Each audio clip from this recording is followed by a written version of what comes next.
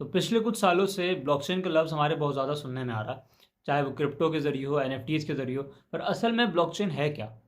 तो अगर सिंपल से अल्फाज में कहा जाए तो ब्लॉकचेन एक डिजिटल लेजर की तरह है, या एक डिजिटल रिकॉर्ड कीपिंग बुक की तरह है। जैसे आपका खाते की किताब हो गई, but it is digital, electronic है। बट जिस पे आप डेटा स्टोर कर सकते हैं। पर डेटा स्टोर करने के लिए तो हमारे पास नॉर्मल कन्वेंशनल डेटाबेसेस थे, जिसको हम कई सालों से यूज़ करते आ रहे हैं। तो ऐसा क्या डिफरेंस है ब्लॉकचेन और कन्वेंशनल डेटाबेसेस में, जो कि हमें इधर नहीं मिल पा रहा था पर ब्लॉकचेन हमें प्रोवाइड कर रहा है?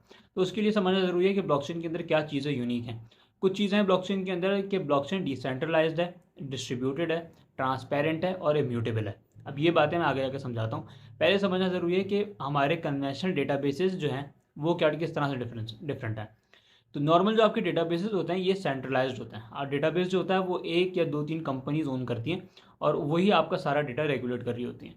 और दूसरी चीज़ ये कि ये डेटाबेसेस जो होते हैं इनके अंदर कर्ड ऑपरेशन आप अप्लाई कर सकते हैं। कर्ड ऑपरेशन मतलब create, update, read and delete. आप डेटाबेसेस के अंदर डेटा ऐड तो कर सकते हैं, बट आप उनको अपडेट भी कर सकते हैं और डिलीट भी कर सकते हैं।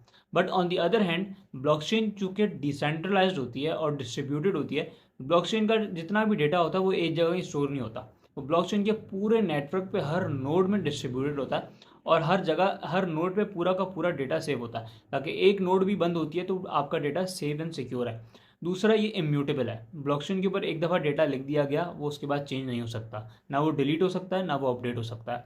और लास्ट फैक्ट कि ब्लॉकचेन इज़ ट्रांसपेरेंट। ब्लॉकचेन के ऊपर कुछ भी हो रहा है वो कहीं से भी देखा जा सकता है। It's transparent and open to everyone, तो कोई भी देख सकता है। इन वजूहत की बिना पर ब्लॉकचेन बहुत ज़्यादा सेफ एंड सिक्योर है, और ये आगे रेवोल्यूशनाइज कर रही है हमारे इंटरनेट को, और बहुत सारी अपॉर्चुनिटीज़ आगे आने वाले डेवलपर्स और यूज़र्स के लिए खोल रही है।